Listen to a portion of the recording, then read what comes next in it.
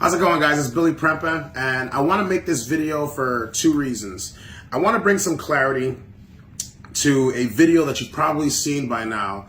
It's been emailed to lots of people. People are sending it inside of social media, and the video's about me. It's me in the video cursing and saying some really out of line things about police officers. What you don't know is what's been happening to me behind the scenes, and that doesn't excuse the things that I said. I want to apologize first off, because similar to how I don't like to be lumped in with a bunch of people that are bad, I believe the same thing is for the police. The police don't like to be lumped in with a bunch of the bad apples, and it's already bad enough that they've got a bad rap because of these small, isolated incidents. What happened to me, I believe, was a political situation. And the statements that I made, I said things like F the police, if the police shoot at you, shoot back. I said some really messed up things, and these were things that shouldn't have been said. I felt like I was betrayed.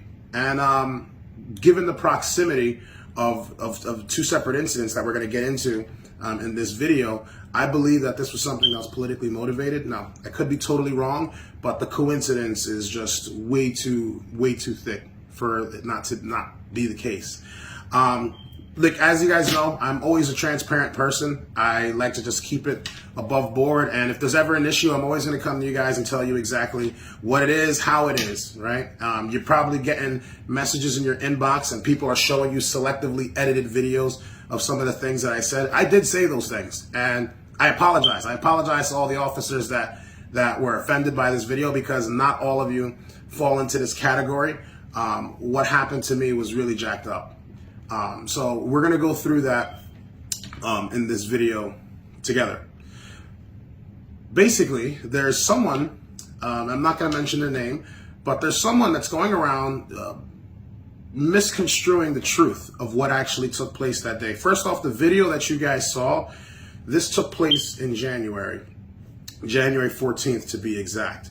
The reason why nothing has been said about this video, and the reason why I never brought it up, is because the situation has been resolved.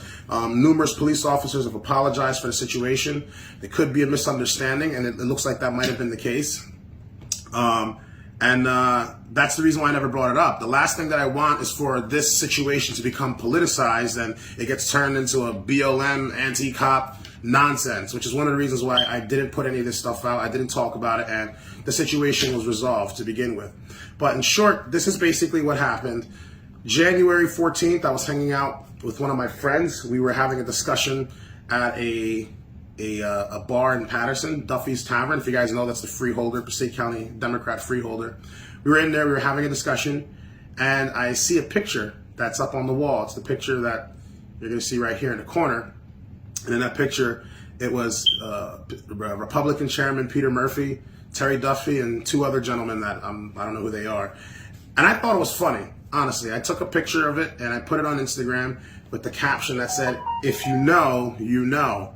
And if you know, then you do know what I'm referring to in this video. I thought it was pretty funny, and I left it up there. While I'm leaving and I'm about to go to my friend's house, I start to see a bunch of comments inside of my Instagram. Some of them from firefighters, some of them from police. And they're saying some really bad things about Terry Duffy's kid and Peter Murphy. They're saying things that I'm not going to repeat on here because I'm just not going to say those kinds of things that they said about the guy. But they were making some really bad comments, but I kind of just left it up because I'm like, I don't know what the heck these guys are talking about. I don't know what this is about, and I leave it.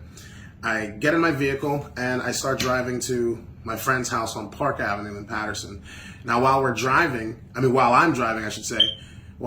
notice that there's a car that kind of looks not suspicious, but it's been following me. And this isn't the first time that something like this has happened. Like, I've been followed a lot.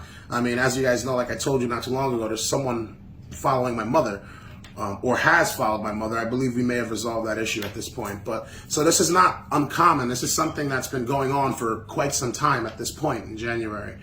Now, when I get to my friend's house, I park my car, and then I turn on my hazard lights. I'm waiting for my friend to come downstairs. We're on Park Avenue at this point. It turns out that the vehicle that was behind me was a police officer. So I drive my car over to the corner. I kind of half right, and I wait for the cop, thinking that the cop's going to continue to go straight up Park Avenue. But no, the cop was pulling me over. And when the cop pulled me over, the cop walks up and he says, hey, your car came up with no registration, so we have to impound your vehicle. And I'm like, impound my vehicle? That makes no sense. My registration's inside of the glove box. And I'm like, yeah, I'm going to reach for it in the glove box. I'm going to get it for you. He's like, no, it doesn't matter. You know, on our system, it's just showing that you don't have registration. So we got to take it right now. I said, that doesn't make any sense. Like, it literally just came in the mail. Now, mind you, this was in the middle of COVID, right? So to give benefit of doubt, mind you, this was in the middle of COVID. This registration got mailed to me. You had to re-register your registration online. And he said it could be possibly because you don't have insurance or whatever the case may be. And I said, that's nonsense. My registration, my insurance is on the car. I literally just got a new insurance card not too long ago. And I'm trying to show this to the officer. He's like, listen, I'm not going to argue with you. I'm not going to debate. Just step out of the vehicle and we got to take the car. And I said, F that. No, like, I'm not getting out of the car. This sounds really sketchy. This sounds really suspect. I've never been in a stop like this ever before. I'm not getting out of the vehicle. And at this point, I started to get really irate because I'm trying to show the documentation. I'm trying to show the information. Officer doesn't want to see it. And I'm going to put the video up on here so you can see that. Now, I'm going to conceal the police officer's identity. The reason why I'm going to do that is because I don't want anybody going after this officer or trying to be malicious. Like I said, this could be for the reasons why I think it was. I think this might have been politically motivated, or maybe it was a glitch in the system. Who knows? But I don't want anybody going after the officer. At the end of the day, he's just doing his job. But he did not want to see my insurance, and it really frustrated the heck out of me. So watch this altercation, and watch the situation and see how it unfolded. This is the part that they left out of the video. Oh, let me talk to him real quick, man. Chill, relax. Cause my shit's legit, bro. My shit's legit. They're gonna try to lock your ass up if you don't fucking comply, man. Just do it for the hell of it. Locked up for what? I don't fucking know. Yo, my just please, not right now. Locked up. I'll talk to you about it later, all right? Officer, let me ask. Officer, can I speak to you for a second? Let me ask you for a second. According to what he's saying, and according to what I've seen on my on my registration, on my insurance is legit. Okay? What is wrong right now that you want to take my car? Question, if you let me speak. Okay. Okay. Your registration is suspended. Let me finish. Okay. Let me finish. What that means, I'm guessing, is you failed to make a payment on your insurance. Now, it could be a mistake. Let me finish. Our system's telling me it's suspended. By that token, your car's got to get towed. You go to court Monday. If it turns out it's a discrepancy, they'll dismiss the tickets. Okay? But I'm literally showing you right now that my insurance is that it says it's good. Come on, talk to your cousin. No, I get what you're saying. I'm not. So, as you can see, I was trying to handle my registration. Officer didn't want to look at it. Didn't really care much for it. My friend had no idea why this was going on either. His face has also been concealed because he has no part in this, but his face has also been concealed in the video. But even he had no idea why they wanted to take my vehicle or why this was happening. He's trying to calm me down and trying to get me relaxed. But long story short, I step out of the vehicle. I let them take the vehicle, and I flip out after they leave. I get really, really angry. I get really frustrated, and I made a dumb move. I got on Instagram and I just started venting and flipping out on Instagram, like these cops are a-holes and blah, blah, blah, blah, blah, saying all the things. You've seen the video by now at this point. The issue that I have is that I could have handled that a lot more professionally, and I should have handled that a lot more professionally. The problem that I have is how people are using this situation politically to try and tear me down and make me out into some anti-police officer type of person. I've never been anti-police. I've never been against police in that way.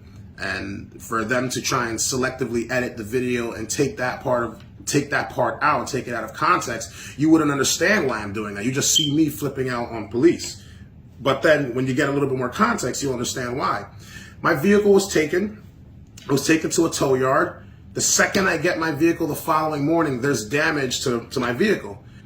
Thankfully, I recorded this part because this is what I saw on my vehicle when I came back. The vehicle was totally damaged and it was messed up. It wasn't like that when I left it. And there were 3 tickets inside of the car, completely unrelated to anything that the officer said. Now, this is what happened.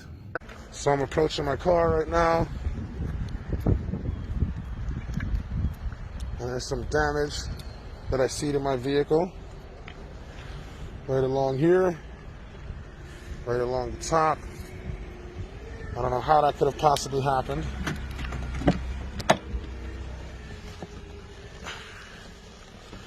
My phone's still in the car, so that's good.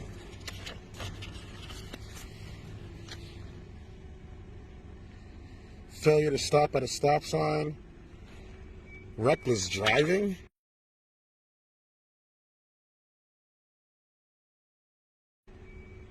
And failure to keep right. This is, what the hell? Failure to keep right. Reckless driving and failure to stop at a stop sign. What are they talking? This is what oh man. Alright, that's fine. I'll just take it to court. It's okay. So at this point, I'm trying to contain my frustration. I'm trying to contain my anger because yesterday, the day prior, was already a really ridiculous night. Had no idea why my vehicle was taken. I go pick up my vehicle, and now my vehicle's been beat up. So at this point, I'm like, I don't know about you guys, but this looks like some kind of form of retaliation. At least this is the way that I'm taking it at that point. I go to the front counter, and I ask them, hey, one of you guys damaged my vehicle, and this is the incident here. It really wasn't me. That's the pictures that you guys have. There's no scratch. There's no damage. So you guys damaged my car. You guys are with other people. I ain't touched that car. No, I'm not talking about you. I'm talking about the company. Because if there's no damage on the pictures that you guys took from the scene, and now there's damage on my vehicle, towing took my vehicle and damaged it. This side, right? The driver's side. Yeah, the driver's side. I just showed you the video. Now you have to call the cops, make a report, have them come here. Yeah. That's what I got to do now.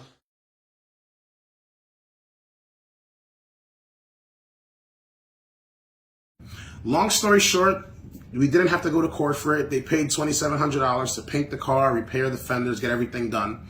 I had to go to court, and we pled down the tickets. I didn't want to do this. I still had to plead guilty to failure to present registration, which I thought was ridiculous, but this was at the advice of my counsel. My lawyer was telling me that this is going to end up going to trial if you don't fight this. And I mean, if you try and fight this the way that it is, and it's going to be a bigger hassle than it's going to need to be. If I were you, just, take it as it is. So those first 3 frivolous tickets just poofed out of nowhere, and then I had to plead for failure to present registration.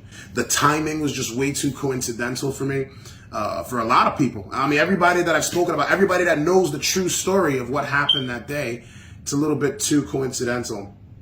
So I want to conclude by saying this. To the officers that know me personally, I am so sorry. I am so sorry for acting the way that I did that day.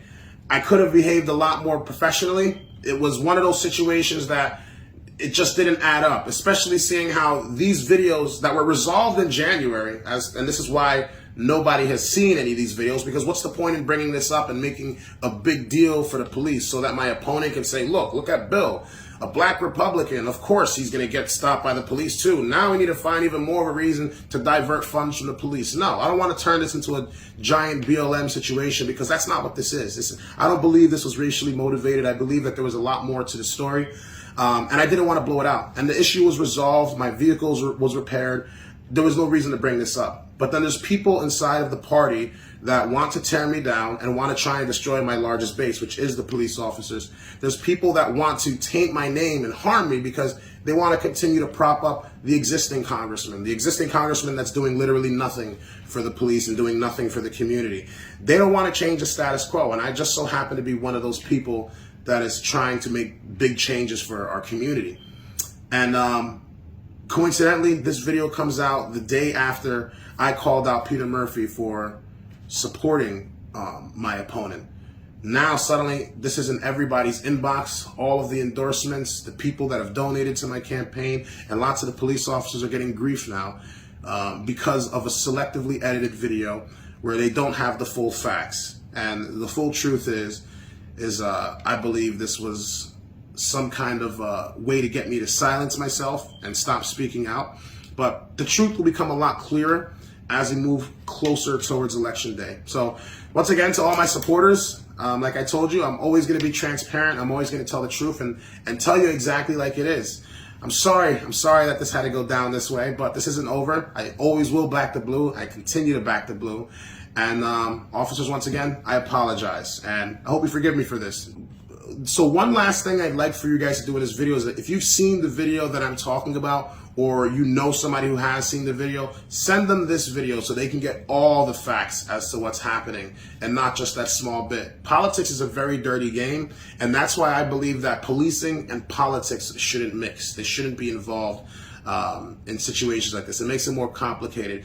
Police already have a tough enough job to do. The last thing we need is politics demonizing them any further. So share this video, let the truth be known, and God bless you all.